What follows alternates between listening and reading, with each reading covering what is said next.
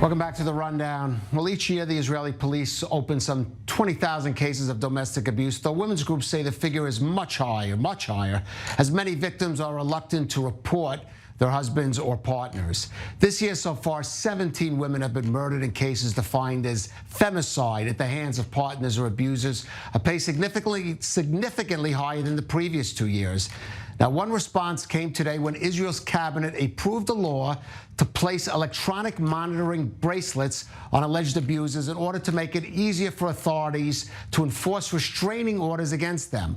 But that law has had a controversial passage over the past few months after National Security Minister Itamar Ben-Gvir torpedoed a previous version of it back in March, a version that he had previously backed, claiming he now wanted a, quote, more balanced version of the measure that would also protect the rights of those accused of the abuse. So is the new version approved today, quote, more balanced, more effective? Well, joining us for more is Anita Friedman, the chairperson of the World Wizo and a women's rights activist. She speaks to us from Tel Aviv. Anita, thank you for joining us. So let's look at this new law. Is it an effective response, especially considering some of the discussions around it over the past in recent years? Well, we have been implemental and influential. We played a key role in making sure that drafting this bill and bringing it to the different governments. We have been lobbying for the past 10 years for this law and for this monitoring to be accepted by the Knesset. We are very happy and we commend the Minister of National Security for leading this initiative, but we're still far away from it. It's only the first call, and we need 2 more calls for this to become law.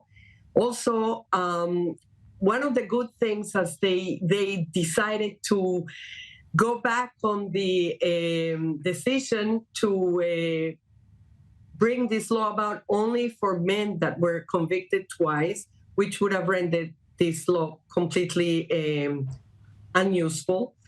And now they give also the judges the opportunity to, even before they do the danger assessment, to make sure that these men have increased electronic surveillance.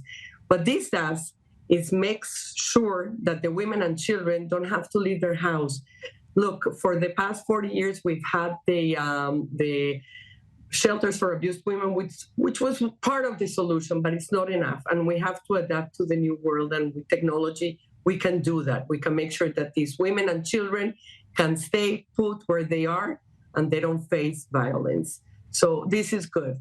We also still need to establish a professional system to make sure that the courts of law know when there's danger, when the person has been deemed dangerous enough to make sure that he uses this electronic surveillance.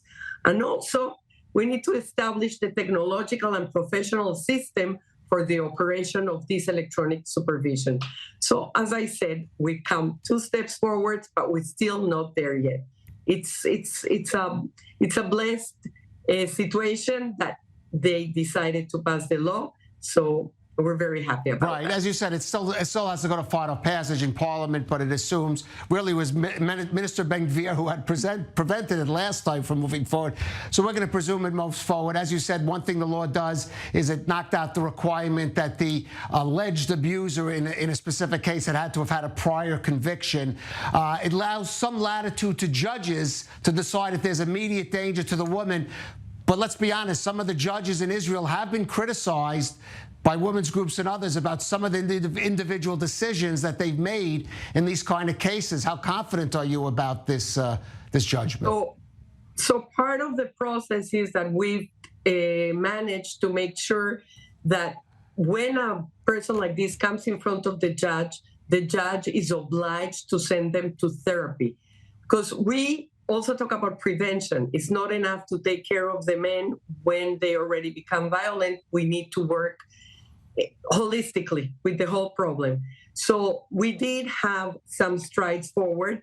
The judges have to send the man to therapy, and they do have the ability to decide, even if the danger even if the assessment of danger is not there yet, if they deem the situation dangerous enough, they can make sure that this person gets the electronic supervision, and then they can ask for the assessment later.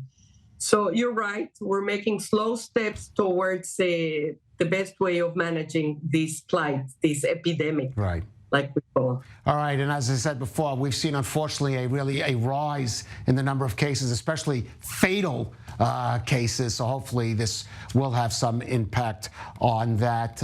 Anita Friedman from World Wizo, thank you for joining us. Thank you, Khaled. Moving on, Israel has made a name for itself as a startup nation.